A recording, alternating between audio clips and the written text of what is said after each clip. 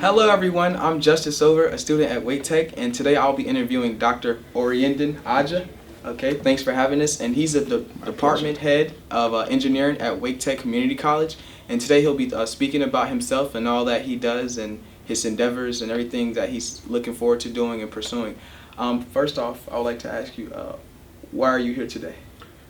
Today is an African American celebration. This is probably my first one, probably ever, since I moved here to the United States, spent some time in Florida.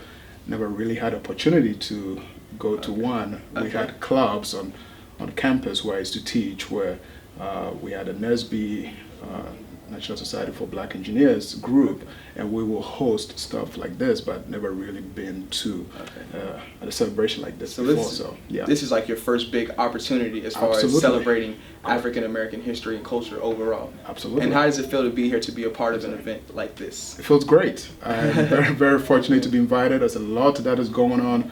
I'm hoping to spend some time walking around, looking at everything that is on there, but I see a lot of Africa here. I see all the clothing everybody's wearing, and it brings me right back at home. So this is great. Makes you feel back at home. Absolutely. So being that you're from the original, you're from the Mecca, the motherland, so to speak. Being in America, right? Are there some struggles or like some things that you feel as though you wish people respected, or just kind of, how would I say? Do you wish there's some things that people knew more about Africa, so to speak? I think actually people are getting to know more about Africa. Now there's been the opportunity for people to go back to Africa, and I'm actually happy now that when people say Africa, they know that it's got 52, if not 54. It's not just one country, it's a continent. Absolutely, absolutely. So, that's good. That's good. I remember when I first came here, so probably about 25 years ago, there was a lot that people didn't know about Africa, but I think now, maybe due to technology, people are becoming aware. Absolutely. Yes, so, there isn't too much probably naiveness around this day. So, yeah. Now, what's your nationality? Where in Africa are you from? So I'm from Ghana, West Africa. Yeah. Ghana, West Africa. Yeah. And if I'm not mistaken, you were born in Germany, correct? Correct. So could you tell me about the journey from Ghana, from Germany to Ghana, to Florida to here? Could you give us a quick journey?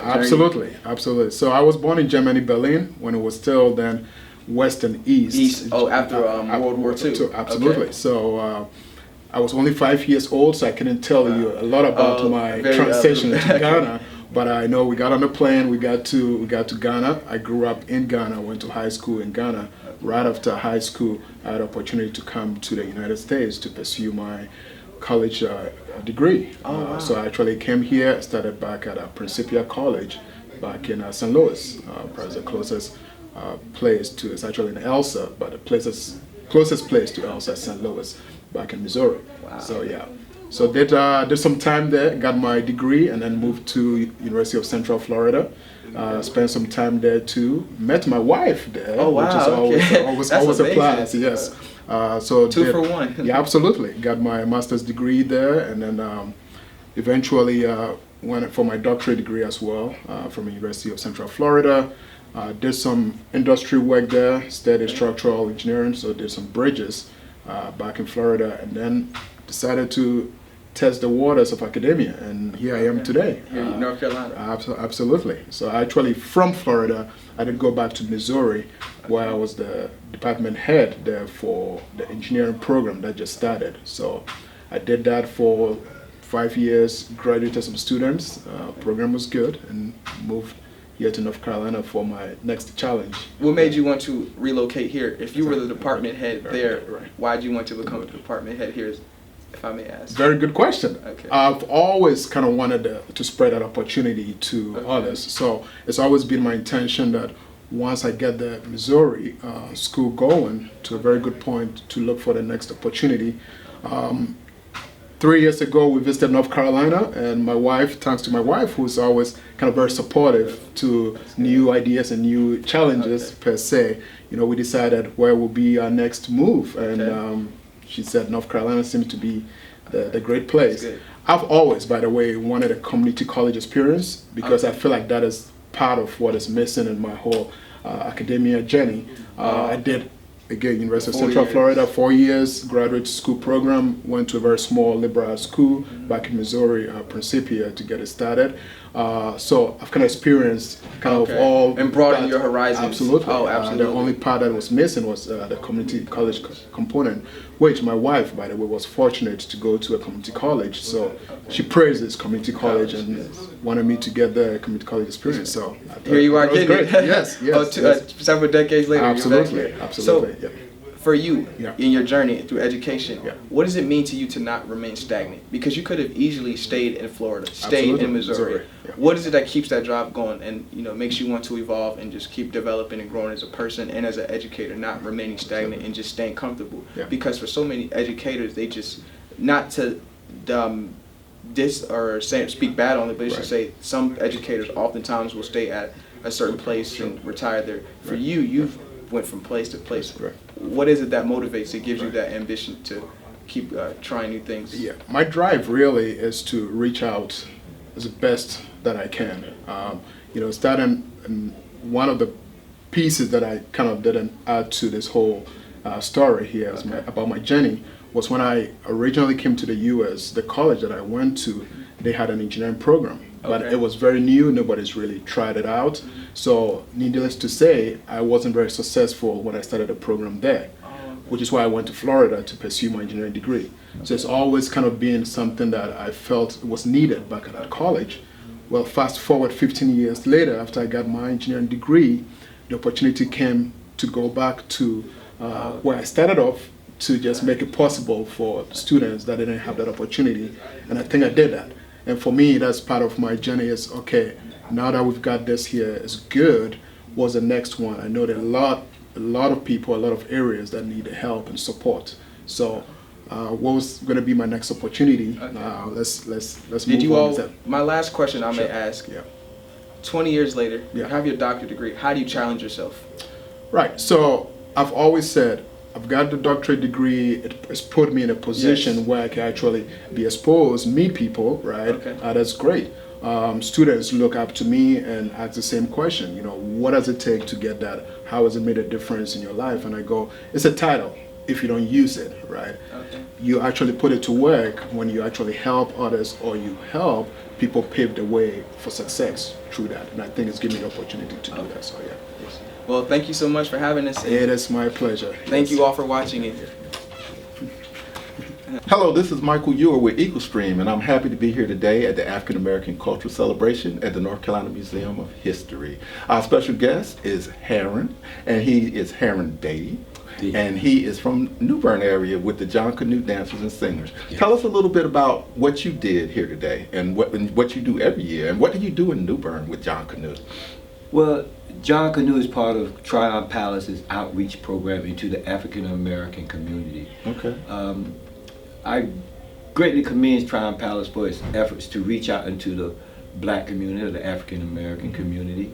So John Canoe is a reflection of what a group of people could do when they had one day off to celebrate from their home culture. Mm-hmm. And that was John Canoe. And that's why we do this in Eastern North Carolina. It is said to be the first place that they have records showing where these people took part in the continental USA for John Canoe, which was not the USA yet, it was still just the 13 colonies. All right. And Edenton, where Tyrone Palace is at. No. Edenton is Tyrone Palace before the governor moved to New Bern. So Edenton, New Bern, Fayetteville, the state capital, all have these streets leading up to it. Yes. So New Bern is a significant place. New Bern was the first official capital. Exactly. I'm only going back to Edenton because the governor resided there. Like you said, they weren't really states then, they were colonies. Yeah. But tell us about, because you're here at the museum, do you go to other places, and if people want to invite you, how do they go about that? Oh yeah, John Canoe, we're functional all year round, but we're very, very busy doing Black History Month. Okay. But we're all year round. We have summer workshops that's 6 weeks long, where we delve into the African American experience and John Canoe's role in it. Okay. So we're all over this state, from Greensboro, Durham, Fayetteville, Elizabeth City, Edenton, New Bern, Greenville, Jacksonville, Wilmington, Goldsboro. We've been to we've even performed in Washington D.C. Okay. and Virginia in Suffolk. Okay. And another I time. know that Suffolk because I grew up near there in Yeah. North Carolina, but on the Mhm. line. But tell me, you earlier talked about John Canoe was the one day African Americans were able to celebrate from their native. Yeah, from And- their and- own culture. And is this very similar to the John Canoe they have in the Caribbean area? It is that. Okay. It is what they brought from their people from that area. Okay, It okay. is that. So tell us, how do you go about selecting the dancers and singers, or do they just kind of word of mouth come and audition? It's mainly word of mouth. Okay. It's very difficult to get our people to fully participate because when you're doing roles of being a slave, it has a certain stigma in the mind with people. So it's difficult to retain people. So the people who you see in John Canoe are people who are really committed to it and really get the necessity of what we provide and the service that's in it. Okay. Well, I'm gonna ask you about the possibility, even though I'm not the person that will make it happen, but I'm gonna ask about you coming to Wake Technical Community College in Raleigh, and maybe performing, not necessarily for Black History Month, but just one of those off months. But we during do. the school days, does that impact you? We do that. Okay. We go to the school systems, Okay. the colleges. Okay. We put that message out there. Well, I'm really happy that you took time to be with us today for a little while and share your experiences. Is anything you would like the audience to know that I have missed? Just join in with John Canoe, know our history, know the value of what we do, and appreciate it as part of the American experience. That's one of the things I like to say when we speak on John Canoe. I don't like to bury us on a simple little thing of Black history or African American history.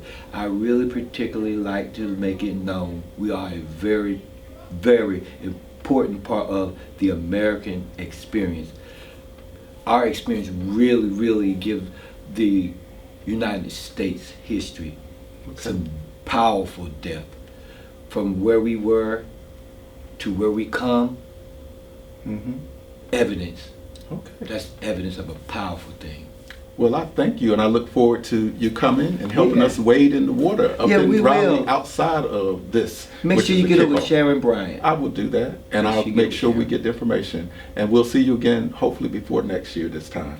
Oh, I'm up here all the time anyway, y'all. Are you? Okay. Yeah. Thanks. Hello everyone, I'm Justice Silver, a student here at Wake Tech Community College, and today we're at the National History Museum and we're celebrating African American culture. And today I'll be interviewing Jose Reyes, correct? That is correct. Yes, Okay. not many people can get the role of the Okay. R correct. It took many attempts to get it right before this one. Yes. So my first question is, I'm going to ask, what brings you here today? Well, I met Mr. Michael, and then through him, I've gotten to know more and more about these events. Also, I did not know this, but my university was here. The band came today, and they play very well, and their choir also was here. So that's very interesting to hear them, because I missed the band just by a little bit. That's unfortunate. What school do you go to? I go to St. Augustine's University. It's a small HBCU here in Raleigh. Okay. And what are you majoring in? Majoring in engineering mathematics. And how is that going as far as like schooling? We know engineering is such a dominant and rigorous field. How is that going for you? Being that you're a student, Well, speaking from experience. speaking from my experience, it is a very rigorous program, and as long as you got a good study schedule, and if you're working schedule, you can balance your study life, your school life, and some personal life. Okay. So if you could do that, you should be set. But school is always the main priority. Yes, school is always the main priority for me. So there has been some hiccups down the road, but everything's working out now so far. And what do you have to balance your time between as far as school? Like what are some other extracurricular or outside school activities that you're involved in? Well, between school, to balance out, right now I have an internship with the North Carolina Department of Transportation. Okay. So I have to balance the internship with school. I also am president of the NSBE there, which is the National Society of Black Engineers. So I'm the president there, and we're trying to bring it back up and running. And then I'm also the treasurer for the STEM department. So you're heavily involved in many things. Yeah, I'm heavily involved in a lot of stuff. So all that can get time consuming. There's a lot of scheduling conflicts sometimes where I'll have to say, hey, can you just send me the notes from the meeting because I'm not able to go. But at the end of the day, as long as you got a group of people, a group of friends, a group of mentors and advisors there that can help you out throughout the way, it helps a lot. You have a good support system around you. I believe so. That's good. So, what year are you in right now? This is my second semester senior year. So you'll be done. I'll be done in May, hopefully, Wow, right? congratulations. Thank you. So after you graduate, what are your plans to do? Like, what do you want to pursue as far as engineering? As far as engineering, I want to pursue mechanical engineering. Okay. So I know that's what I want to do for graduate school. I know I had to catch up on a few classes just because of the way my degree is set up. Okay. But on the other side, it is kind of late for me to apply for graduate schools right now. So I am looking at training programs like the one they have at the North Carolina Department, which is called TEA. So in this program, if you apply and if you get accepted, you rotate through their units for 18 months. Okay. And then in the end of it, you can start working there. What is it that makes you want to pursue mechanical engineering? Has that always been a dream of yours, or is it something that happened later in life where you thought, oh, this is my calling, this is what I want to do? It's a little bit of both. Okay. I've always thought of, and my dream was, I want to work with vehicles. Want to work with cars? I want to work with vehicles. And in high school, I did a lot of classes dealing with automotive technology. Okay. And that was really fun for me. And from there, I was like, what's the next step up? Oh, how can you better yourself in this? How can I better myself? It's like, yes, here I'll get to see the finished product per se. But Okay. how can I be the person helping make that product? So Okay. I believe with mechanical engineering, I could do that. In the research area, like the material sciences part of it, or I've also like electronics, so like the mechatronics part of it, from what I understand, is part of electrical engineering and part of mechanical engineering. So all of this is really interesting to me. It's just there's a lot of fields I would like to go into. It's just mechanical engineering just Is your calling? it calls a little more to me. Yeah. Now, before you wrap this up, my last question will be, let's say, so you graduate in May. In 5 years, where do you see yourself? What do you want to be involved in as far as mechanical engineering? 5 years. That's a long time. I know. What are your goals that you have set for yourself? Well, the goals I've set for myself is in 5 years from now, I am starting up my own company. I have some professional experiences from the workplace, either from the public or the private sector. So for 5 years from now, I hope to be getting my PE. And this time I've already accomplished getting my FE. So then I'll be a professional engineer, which would be great for helping out the degree I've already got. And I plan on starting my own company too. So there's always something I've been looking into since I was young. I've had the fortunate opportunity to work with people that have had their own businesses, so I've seen how that works out. You've seen examples set. Yes. You know what you want. Well, best of luck with all your future endeavors, and thank you for having me. Oh, thank you for having me here today. Oh, yes.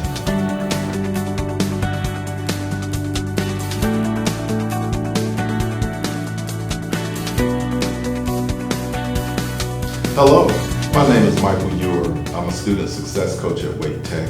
I'd love to take this opportunity to introduce you to some of the students that co-hosted the Michael Eure Show, as well as some of the students that served as producers. Thank you for tuning in. Hey guys, my name is Eduardo Puerto Reyes and I'm from Chapel Hill. I'm a project management major here at Wake Tech and I'm taking classes online and seated.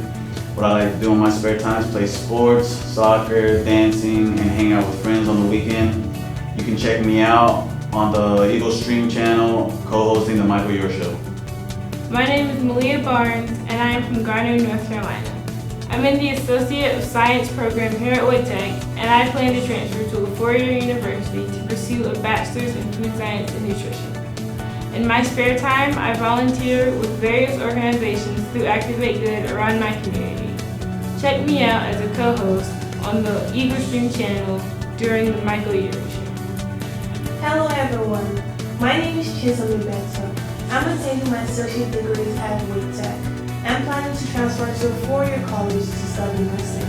I like to read novels, cook, and dance. Check me out on Eagle Stream, co-hosting the Michael Eure Show. Thank you.